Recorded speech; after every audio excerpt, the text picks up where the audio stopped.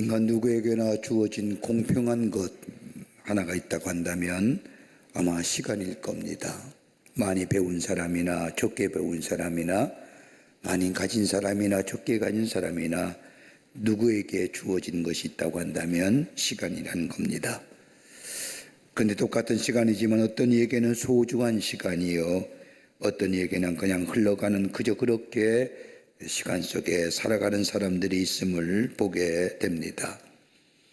같은 시간이지만 지금의 시간을 소중하게 여기고 의미 있게 살아가는 사람들의 시간을 우리가 붙인다고 한다면 카이로스의 시간을 살아가는 사람이라고 할 수 있을 거고, 그냥 대충 흘러가는 시간 속에 살아가는 사람을 크로노스의 시간의 사람이라 말할 수 있을 겁니다. 카이로스의 시간을 살아간다는 것은 과거도 아니고 미래의 시간 또한 아닙니다.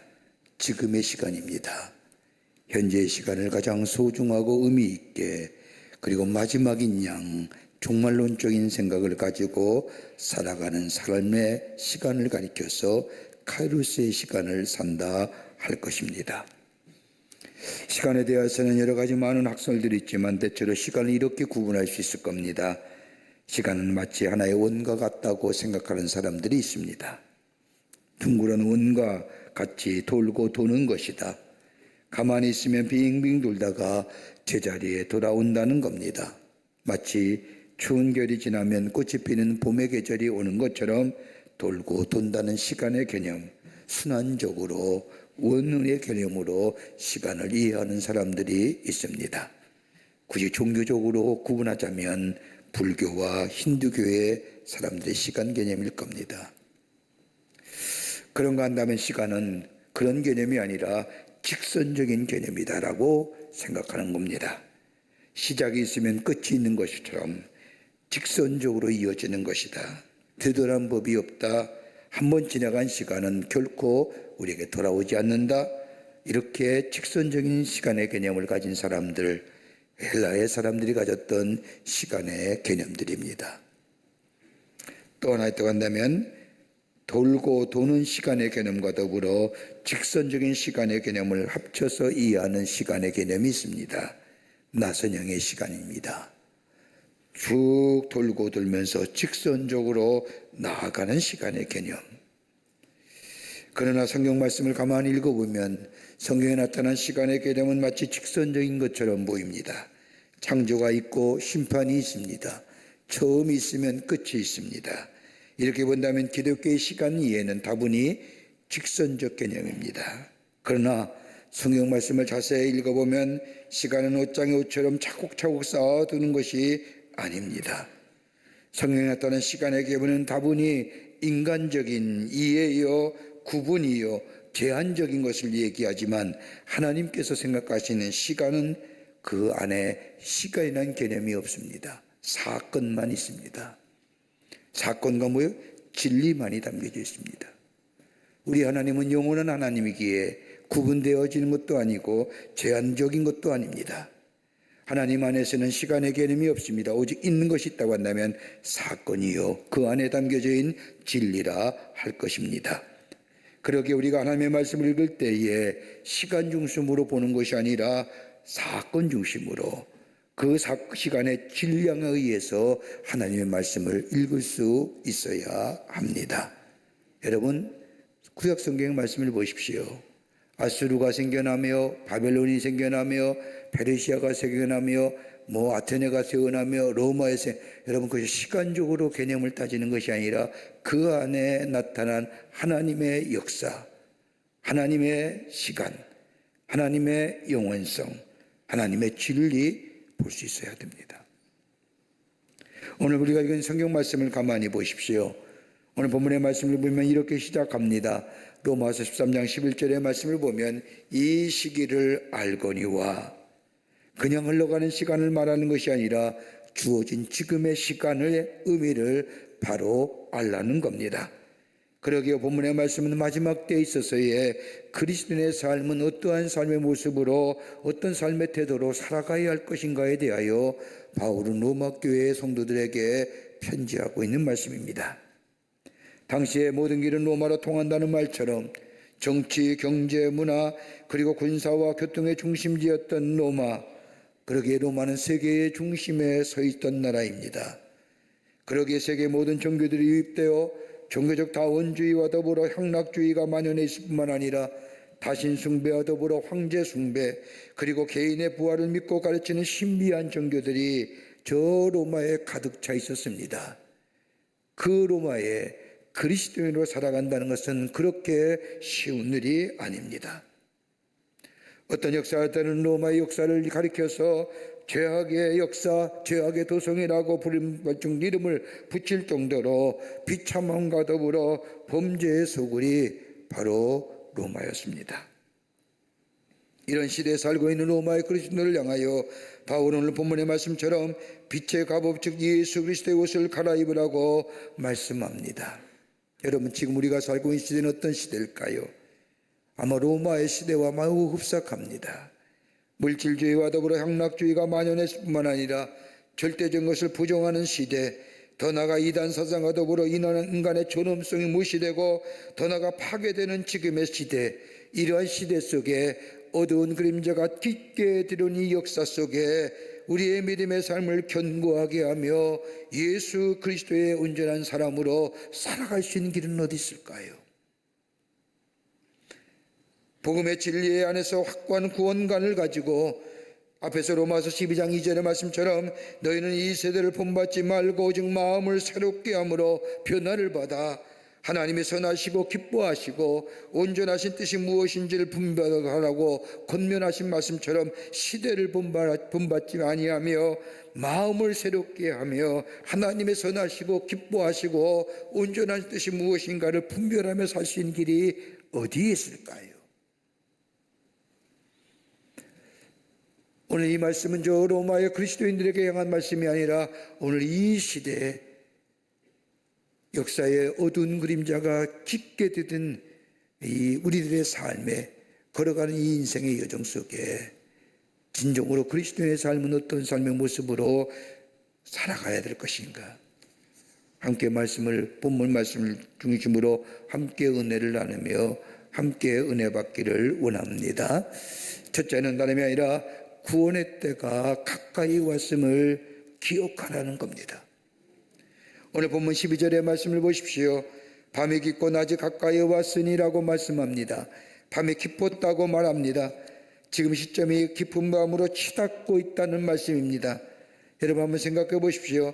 밤이 깊었다는 것은 곧 낮이 가까이 왔다는 것을 의미합니다. 밤은 뭐예요? 아침을 예고하는 겁니다. 밤이 깊었다는 것은 그만큼 아침이 가까이 왔음을 뜻하는 겁니다. 여러분, 남자라고 하면 다 군대에 가셨을 겁니다. 군대에 가서 초병으로 보초를 설 때 한 번쯤은 다 경험했을 겁니다. 초저녁이면 빛이 없어도 좀 화납니다. 아직도 빛의 기운이 남아있기 때문입니다. 그러다가 점점 빛의 기운이 사라져 어두워집니다. 늦은 밤 새벽 3시나 4시에 보초를 서다 하면 아주 깜깜해져 전혀 몇 별빛 하나 보이지 않습니다. 그렇게 어두워졌다가 이윽고 어둠이 서서히 물러가고 저 멀리에서 저 동쪽에서 밝은 빛이 다가오는 것을 경험했을 겁니다. 그때 어둠이 물러가고 밝은 빛이 비추는 것, 하나의 신비로움과 경이로움으로 다가옵니다. 그러기에 밤이 깊었다고 깊은 밤만 생각하는 것은 어리석은 일입니다. 깊은 밤이라면 다가올 아침의 햇빛을 생각해야 합니다. 여러분, 기독교에서 말하는 구원이 뭘까요? 단순히 영혼만 구원받는 걸까요? 여러분, 하나님이 이 세상을 창조하신 후에 마지막 인간을 창조하실 때에 우리를 창조하신 하나님, 당신의 형상대로 우리를 지으시고 그 안에 생기를 불어넣음으로 인하여 하나님의 형상대로 지음받은 이미지 오브 갓, 하나님의 형상대로 지음받은 하나님의 사람들이 되었습니다. 그런데 우리 안에 죄가 들어옴으로 인하여 하나님의 형상이 파괴되었습니다. 내 안에 하나님의 진리와 의로움과 거룩함이 내 안에 있었는데 죄가 들어오는 인하여 그 하나님이 내 안에 주신 거룩함과 의로움과 진리가 사라지고 죄가 만연했습니다. 어둠이 가득 찼습니다. 그런데 예수님이 우리 가운데 이 땅에 오셔서 우리의 죄를 대신하여 십자가에 달려 죽으심을 인하여 우리 안에 죄를 깨끗게 하시고 하나님과의 관계를 회복시킴을 인하여 내 안에 일그렸던 하나님의 영상이 회복되었습니다. 이걸 가리켜서 뭐예요? 구원받았다는 겁니다. 그러게 내 안에 진리가 있습니다. 내 안에 거룩함이 있습니다. 내 안에 의로움이 있습니다. 이것을 그치는 것이 아니라 하나님의 일그러진 영상이 회복됨으로 인하여 내 생각과 내 가치관이 달라졌습니다. 하나님 나라의 백성다운 가치관과 세계관으로 바뀌었습니다.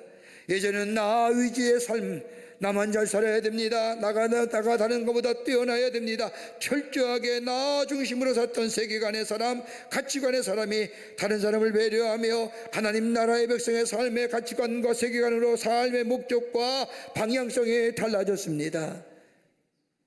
이것으로 끝나는 것이 아니라 우리의 삶의 태도도 달라졌습니다. 늘 부정적으로 봤던 나의 삶의 관점이, 늘 염세적으로 봤던 나의 삶의 관점이, 불평과 불만으로 가득했던 나의 삶의 모습들이 내가 구원받고 내 생각이 달라지고 내 가치관이 달라지고 내 세계관이 달라지니 내 나오는 말의 언어도 달라집니다. 긍정적으로 바라봅니다. 능동적으로 살아갑니다. 좋은 면을 바라보려고 삽니다. 그러게 내 태도가 언제나 적극적인 삶의 태도, 긍정적인 삶의 태도로 바뀌어집니다. 이게 바로 구원받았다는 겁니다. 그러게 구원은 영혼만의 구원을 그치는 것이 아니라 전인적인 구원의 역사가 임했다는 겁니다. 내가 전인적으로 달라지는 겁니다. 근데 오늘 본문의 말씀을 보면 바울이 구원의 때가 가까이 왔다고 말합니다. 이미 구원받았는데 구원의 때가 가까웠다고 이야기합니다. 여기서 말하는 구원의 때는 여러 가지로 해석될 수 있지만 하나는 뭐냐? 종말론적인 구원의 때입니다. 하나님의 심판의 때가 가까이 왔다는 겁니다. 여러분, 인류의 역사를 가만히 보십시오. 한 나라의 흥망이 있으면 그 나라의 쇠퇴기가 있습니다. 시작이 있으면 끝이 있습니다.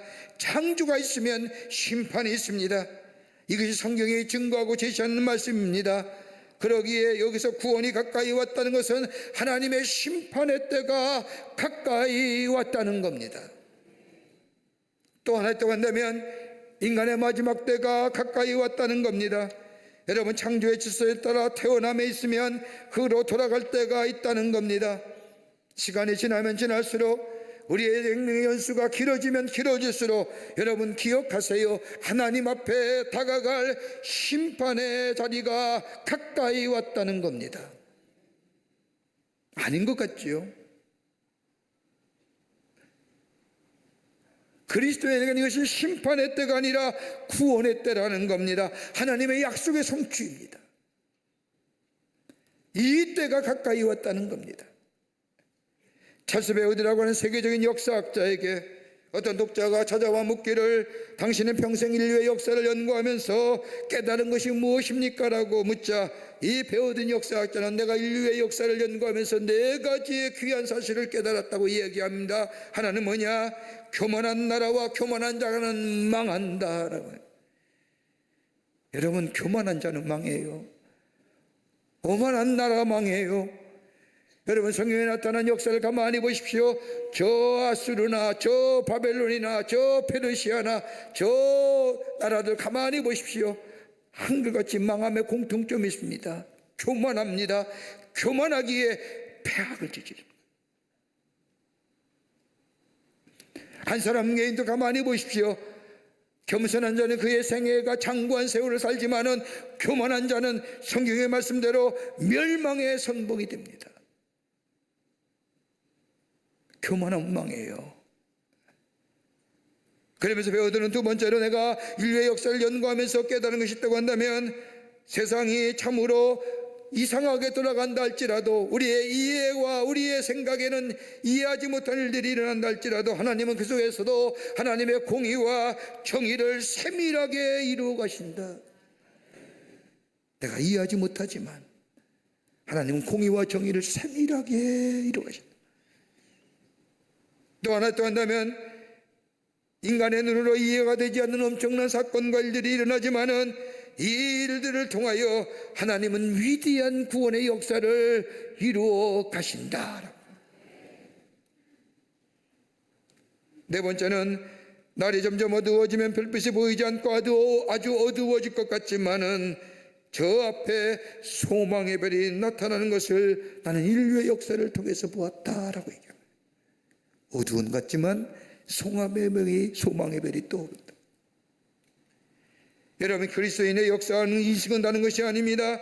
하나님의 음성을 듣고 하나님의 심판을 볼 수 있는 것, 궁극적으로 구원의 날이 가까이 왔음을 보고 느끼며 사는 인생, 하나님의 심판의 때, 개인의 심판이 아니라 개인의 구원의 때가 내 안에 점점점 다가왔음을 내가 보며 내 삶의 주변에 어두운 것은 바라보는 것이 아니라 다가올 저 빛의 그 나라를 바라보며 나아가는 삶. 여러분, 마태복음 24장과 25장의 말씀을 보면 예수님께서 마지막 때에 있어질 일들의 여러 가지 징조를 제자들에게 말씀합니다. 지진과 전쟁과 재난과 형제간에 미워지고 아버지가 자식을 죽이고 자식이 아비를 죽이는 엄청난 혼란과 무질서와 고통. 왜 예수님은 제자들에게 이 말씀하셨을까요? 다름이 아니라 구원의 때, 정말로 심판의 때가 점점점 다가오기 전에 하나님의 말씀을 전하고 하나님의 말씀을 증거해야 그때야 비로소 이 땅의 심판의 날이 오겠다고 말씀하시는 구원의 때를 인식하며 살라는 겁니다. 세상이 혼란하면 혼란할수록 구원의 때가 내가 점점점 가까움을 있음을 인식하며 내가 구원받아야 할 때, 내가 지금 구원받아야 할 매일매일 구원을 경험하며 살아가는 삶. 우리 종종 이야기하지 않습니까? 세상이 왜 이러냐, 어떻게 세상이 이렇게 돌아가느냐 라고 이야기하며 그 안에 불병과 불안만 가득 차 말하는 것이 아니라 하나님께서 이러한 흔들리는 역사 속에서 구원의 때가 점점점 다가옴을 우리에게 깨닫게 하시고, 그리고 우리로 하여금 구원을 매일매일 경험케 하시긴 하나님의 기회라고 하는 사실을 깨닫게 될 때에 우리는 마지막 때를 사는 하나님의 사람의 삶으로 살아가게 되는 줄 믿습니다. 그러기 오늘이 뭘 받는 날이요? 구원받은 날이에요. 두 번째는 어둠의 일을 벗어버려야 한다는 겁니다. 12절 말씀을 보면 사도 바울은 말합니다. 구원의 때가 가까이 왔기에 우리의 어둠의 일을 벗어버리고 라고 말합니다. 그러면서 13절에 와서 어둠의 일이 무엇인가에 대하여 말씀합니다. 방탕과 술 취하지 말며 음란과 헛색하지 말며 쟁투와 시기하지 말며. 어둠에 속한 자의 일을 방탕과 술 취함과 음란과 호색과 쟁투와 시기라고 말합니다. 여러분, 우리 주변을 가만히 보십시오. 얼마나 많은 어둠의 일들이 일어나고 있는지요. 얼마나 많은 사람들이 술에 취해 사는지요. 얼마나 선정적인 것들이 난무합니까? 서로 싸우게 바쁩니다. 용서나 용납이나 그리고 자비나 긍휼이란 단어 듣겨보기 힘든 시대에 삽니다. 그리고 얼마나 우리 주변에 시기함이 많습니까? 다른 사람이 잘 되는 것 잘못 봅니다. 이거 벗어버리라는 겁니다. 이거 어둠의 것들 벗어버리라는 겁니다. 근데 여기서 본문의 말씀을 가만히 읽다 보면 어둠이란 단어는 헬라어로 디아노이아 노니아라고 말하는데, 이 말은 그냥 어둠이 아니라 지적인 어둠입니다. 지성의 결여예요. 이상하죠? 많이 배우면 배울수록 정말로 이 어둠의 것들을 이길 수 있는 길인데 아니라는 겁니다. 여러분, 흔히 지성인이라고 하면 습득된 지식에 대하여 제대로 활용할 수 있는 사람을 가리켜서 지성인이라고 말합니다. 배운 사람이지요. 아마 여기 계신 분들 다 배운 분들일 겁니다. 여러분, 우리가 공부한다는 게 뭘 얘기합니까? 다른 사람들이 미리 경험한 것을 우리에게 전해주어서 전수시켜 내가 경험하여 아는 것. 그러기에 배운 사람들은 앞서 배운 사람들의 지식과 경험을 전수받는 겁니다. 앞선 사람들의 경험과 지식에 배운 것들이 많으면 많을수록 그 배움이 내 삶에 적용돼야 하는데, 어둡다는 것은 그렇지 못한다는 겁니다. 총명함이 사라졌다는 겁니다. 지적인 총명함이 결여되었다는 겁니다.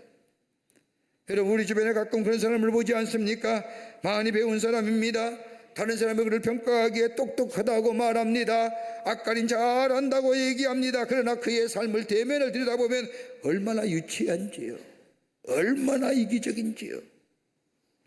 다른 사람의 배려나 다른 사람의 형편을 헤아리는 것이 없습니다. 언제나 자기중심입니다. 자기중심으로만 생각하고 해석해 봅니다. 다른 사람의 형편이나 다른 사람의 아픔을 헤아리기보다는 철저하게 자기만 생각합니다. 여러분, 자기만 생각하는 건 뭐예요? 유치해요. 유치한 거예요. 어린 아이가 자기만 생각하지요. 꽉 잡고 놓지 않잖아요.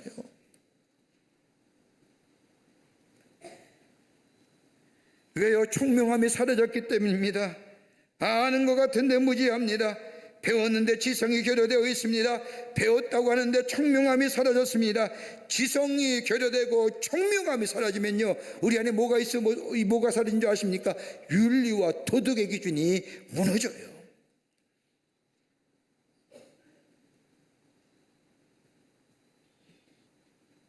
무지하다는 것은 여기서 말하는 도덕적인 무지입니다. 윤리적인 무지입니다. 그러기에 방탕과 술취함과 음란과 호색과 쟁투와 시기, 여러분, 배웠다는 사람이 할 만한 일입니까? 아니잖아요. 무너진 거예요.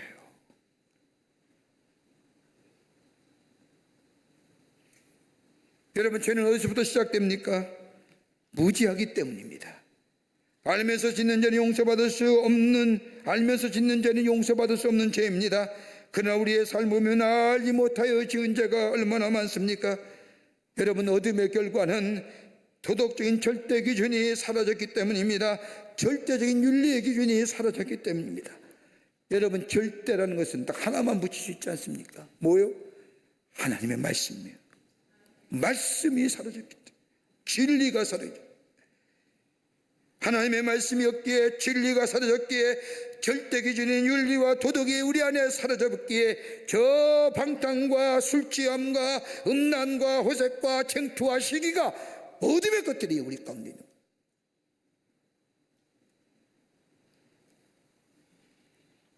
여러분, 우리 사회가 왜 이렇게 혼란스럽습니까? 거짓이 통하는 사회, 우리 사회에 널리 걸쳐있는 저 거짓말, 진실이 거짓이라고 말하는 사회, 그러기에 어느 것이 진실인지 어느 것이 거짓인지 알 수 없는 참 어려운 시기에 사는 우리의 삶, 뭐가 문제예요? 절대, 가치, 절대의 기준이 사라지려다. 이게 어둠이에요. 여러분, 우리의 신앙의 모습도 마찬가지잖아요. 하나님을 향한 절대적인 신앙, 하나님 우리의 창주 되시며 우리의 인도자가 되시며 우리를 불러주기 위해서는 하나님께서 우리를 통하여 하시고자 하는 일들이 있음을 믿는 이 믿음, 하나님을 향한 절대 신앙을 믿으며 주님이 우리를 부르실 때까지, 저 구원의 때까지 우리의 구원의 완성을 위하여 달려나가는 삶, 절대 양보할 수 없는 이 진리를 소유한 삶이 그리스도의 삶인데, 이것이 시원치 않으니 미혹되고 넘어지는 거지요. 무지함의 결과입니다. 지성의 결여입니다. 총명함이 사라진 결과입니다. 그러게 마지막 때에, 구원의 때에 우리가 할 수 있는 것은 뭐냐? 이 예수의 신앙 위에 굳건히 서는 겁니다. 오직 구원은 예수님을 영접하고 믿는 길이요, 여기에만 구원이 있고 영생이 있음을 믿는 믿음 안에 성령의 도우심을 받아서 저 어둠에 속한 것을 물리치는, 그러기에 성령의 도우심을 구하는 겁니다. 로마서 8장 26절의 말씀을 보면 성령도 우리의 연약함을 도우시나니 우리가 마땅히 빌바를 알지 못하나 오직 성령의 말할 수 없는 단식으로 우리를 위하여 친히 간구하시라고 한 말씀처럼, 하나님의 거룩한 영이 내 안에 계시어 그 성령의 인도함 받을 때 내 안에 바른 분별력과 바른 판단력과 바른 결단력을 가지고 미혹해 되는 영을 떨쳐버리고 하나님의 사람으로 구원의 때에 주일 맞이할 준비로 매일매일 구원을 경험하는 하나님의 백성의 삶으로 살아가게 될 줄 믿습니다. 헨리 나우이라고 하는 영성신학사가 쓴 책 가운데 희망의 씨앗이라는 책을 보면 이런 이야기합니다. 하나님을 기억하라는 겁니다. 어떤 징조인지 하나님의 뜻을 읽을 수 있어야 된다는 겁니다. 인생의 지진이 났냐, 인생의 태풍이 났냐? 하나님이 그 가운데 무슨 말씀을 하고 계시는 거예요? 그러면서 이야기하기를 이 세상에 일어나는 모든 사건을 통해서 존재의 중심을 자기 자신에게서 하나님께로 이동시켜라. 중심 이동하라는 겁니다. 하나님의 뜻, 하나님의 계획, 인생의 지진과 인생의 저 태풍 가운데 발견할 수 있는 자.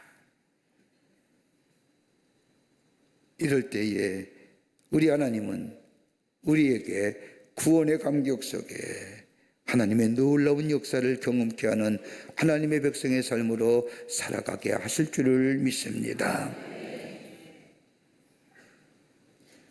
끝으로 예수 그리스도의 옷으로 갈아입어야 한다는 겁니다. 12절에 말씀하기를 우리가 어둠의 일을 벗고 빛의 갑옷을 입자라고 말씀합니다. 여러분, 여기서의 빛의 갑옷은 뭘까요? 앞에서 바울이 말한 것처럼 어둠의 일, 저 방탕함과 술 취함과 음란과 호색과 다툼과 시기와 질투 같은 죄악이 난무한 것으로부터의 거룩함을 지키는 위한 보호막입니다. 바울은 에베소서 6장에 뭐라고 말씀합니까? 이걸 가리켜서 하나님의 전신갑주를 입으라고 얘기합니다. 진리와 의와 믿음과 구원에 든든히 서 있는 것을 말합니다. 이게 빛의 갑옷을 입는 겁니다. 하나님의 말씀, 하나님의 정의와 공의로움, 그리고 굳건한 구원과 흔들림 없는 믿음, 이 빛의 갑옷을 입는다는 겁니다. 그러면서 오늘 본문에 와서는 바울은 또 하나의 옷을 갈아입으라고 얘기하는데 예수 그리스도의 옷을 갈아입으라는 겁니다. 여러분, 예수 그리스도의 옷을 무엇입니까? 창세기에 나타난 하나님의 인간의 창조를 보면 하나님은 인간을 창조하실 때 하나님의 형상대로 창조하십니다. 그런데 이 이미지 오브 갓, 하나님의 형상대로 지음받은 인간 속에 죄가 됨으로 인하여 하나님의 형상이 파괴됐습니다. 본래는 내 안에 하나님의 형상대로 지음받을 때에 내 안에 하나님의 의의가 있었고 하나님의 거룩함이 있었고 하나님의 진리가 있었는데 죄로 말미암아 이 거룩함과 의의가 진리가 파괴되었습니다. 그러나 예수 그리스도가 십자가에서 우리의 죄를 위하여 달려 죽으심으로 인하여 우리의 죄가를 도말하셨습니다. 그리고 예수를 믿는 자에게 하나님의 영상이 회복되게 하셨습니다. 그 영상의 회복이 뭐예요? 내 안에 하나님의 의와 하나님의 거룩함과 하나님의 진리가 우리 안에 회복된 겁니다. 그러기에 죄가 뭔지 알잖아요.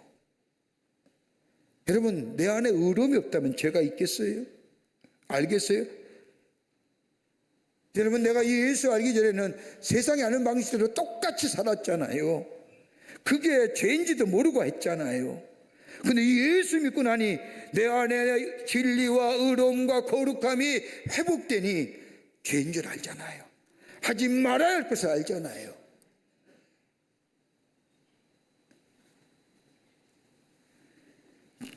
하나님이 내 안에 하나님의 의로움과 거룩함과 진리가 회복될 때에 내 안에 하나님의 놀라운 은혜가 임하게 되는 겁니다. 그러게 에베소 4장 23절의 말씀을 보면 오직 심령이 새롭게 되어 하나님을 따라 의와 진리의 거룩함으로 지으심 받은 새 사람을 입으라 라고 말합니다. 그리스도의 옷이란 다름이 아니라 하나님의 말씀으로 새로워진 삶, 예수의 말씀으로 새로워진 삶, 이 옷을 갈아입는 겁니다. 거기에 내면에 하나님의 의로움이 있어져야 되며 우리의 삶의 행동에는 거룩함이 있어져야 한다는 겁니다. 여러분, 거룩하다는 게 뭘까요? 그래도 그리스도인들이 거룩하다는 말을 들으면 참으로 행하기 힘들고 어려운 것으로 생각합니다만 거룩이란 단어는 히브리어로 카도시라고 말하는데 구별된 사람, 분리된 것처럼, 좀 쉽게 얘기할까요? 세상과 좀 구별되게 살아가는 거예요. 좀 다르게 생각하는 거예요. 남들이 똑같이 생각하더라도 우리는 하나님의 말씀 비치고 다르게 생각할 줄 아는 자.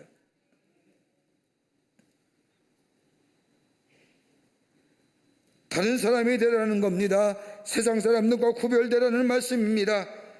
거룩이란 총체성을 가지고 있는 말씀입니다.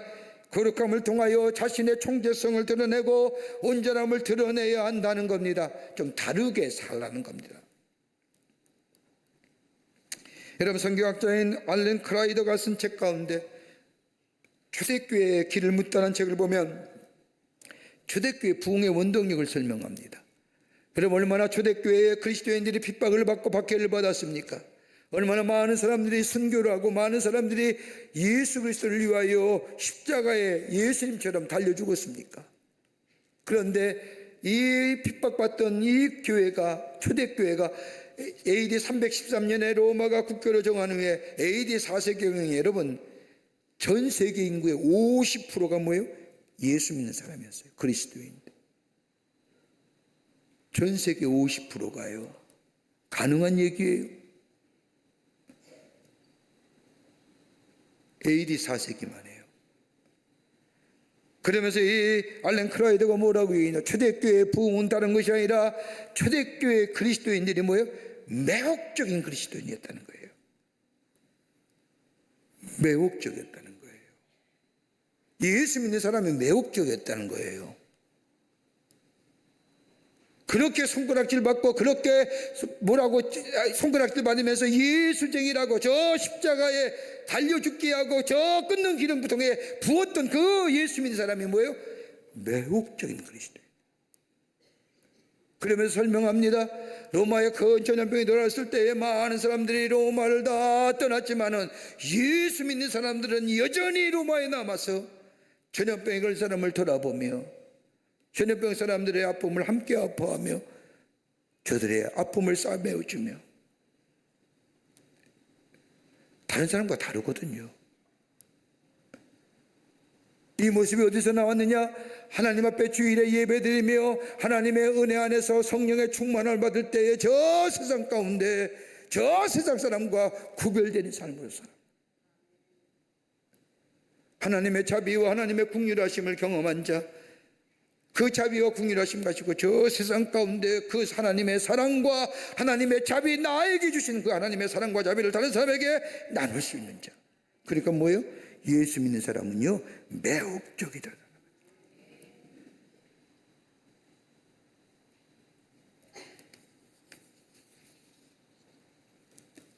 베드로는 예수 믿는 사람들에 관하여 다양하게 표현하고 있지 않습니까? 베드로전서 2장 9절의 말씀을 보면 오직 너희는 택하신 족속이요 왕같은 제사장들이요 거룩한 나라요 그의 소유된 백성이니 이는 너희를 어두운 데서 불러내어 그의 기이한 빛에 들어가게 하신 자의 아름다운 덕을 선전하게 하려 하심이라. 우리를 저 기이한 빛의 자녀로 삼으신 그 하나님의 놀라운 자, 우리를 왕같은 사람, 저 택하신 백성, 저 거룩한 나라의 소유된 백성으로 삼으신 그 놀라운 빛의 역사를, 이것을 증거하기 위해서 우리를 어둠에서 불러내셨다는 겁니다. 그러기에 오늘 성경 말씀을 보십시오. 모든 행실에서, 다른 사람을 돕는 일에서가 아니라 내 삶의 행동 모든 거지에서 좀 다르게 생각하는 거예요. 내가 예수 믿기 전에는 나만 생각하고 이기적인 것만 생각하고, 그때는 그 이기적인 마음이 나로 하여금 내 속에 지지받게 했지만 시간이 지난 후에 내 안에 후회와 반성만 남았던 그 삶이 아니라 내가 기이한 빛의 백성으로 하나님의 어둠 가운데 불러내시어 구원받은 자로 삼으신, 다른 사람을 향하여 내게 베풀었던 하나님의 자비와 하나님의 사랑과 하나님의 양성과 온유하심이 다른 사람에게 증거되어 있는, 좀 구별되어 있는 사람, 이게 마지막 때에 우리가 살아갈 삶, 구원의 때가 가까이 왔음에 하나님의 백성으로 살아가는, 그러게 일상에서 거룩함을 드러내야 합니다.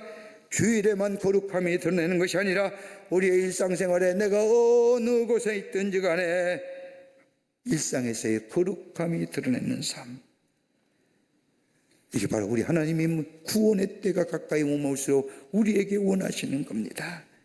어둠의 일을 벗어버리고 어둠에 관계된 것을 벗어버려야 합니다. 구원의 날인 아침이 우리에게 다가옵니다. 그러기에 빛의 갑옷 즉 예수 그리스도의 옷으로 갈아입어야 됩니다. 그래야만이 구원의 날이 아침에 우리 가운데 온다 할지라도 부끄러움 없이 그 자리에 설 수 있습니다. 점점점 구원의 때가 가까이 옵니다. 그것이 종말의 때인지 아니면 우리의 하나님 앞에 서는 그 날인지, 그 마지막 때가 우리한테 가까이 온다는 사실을 기억하며 매일매일 구원을 경험하며 어둠의 일을 벗어버리며 더 나아가 저 예수 그리스도의 옷으로 갈아입는 자 될 때에 하나님이 기뻐하시고 하나님의 일을 참으로 하나님의 사람들로 인정하시는, 그뿐 아니라 내 삶 속에 예수 그리스도를 증거하는 하나님의 사람으로 살아가게 하실 줄을 믿습니다. 이런 결단이 저와 여러분 가운데 있어지기를 주의 이름으로 축원합니다. 하나님 감사합니다. 저희들 주께서 사랑해 주셔서 하나님의 자녀 삼으심에 감사합니다. 구원받은 자로, 아니 구원의 때가 점점점 가까이 옴을 기억하면서 어둠의 일을 벗어버리고 그리스도의 옷으로 갈아입는, 그래서 구원의 때를 기다리는 저희들로 삼아 주시옵소서. 이 땅에 살며 구별된 자로, 그로 인하여 하나님을 높이는 자로, 하나님 앞에 영광을 돌리는 자로 살아갈 수 있도록 성령께서 도와 주시옵소서. 예수님의 이름으로 기도하옵나이다. 아멘. 지금은 우리 주 예수 그리스도의 크신 은혜와 하나님 아버지의 한량없으신 사랑하심과 성령님의 인도하심과 교제하심과 충만하심이 거룩한 주의 날 주의 전에 올라와 마음과 정성을 모아 하나님 앞에 예배하며 주신 말씀 마음에 새기고 구원의 때가 점점 가까이 왔음을 깨달으며 예수 그리스도의 옷 입으로 갈아입고 이 땅에 하나님의 사람으로 주님을 영화롭게 하는 자로 살기로 새롭게 결단하고 저 세상을 향하여 나아가는 우리 모든 사랑하는 광림의 권속들의 걸음걸음과 영상을 통해 예배에 참여한 당신의 거룩한 백성들 위해 주께서 지금으로부터 영원토록 함께 하시기를 간절히 축원하옵나이다. 아멘.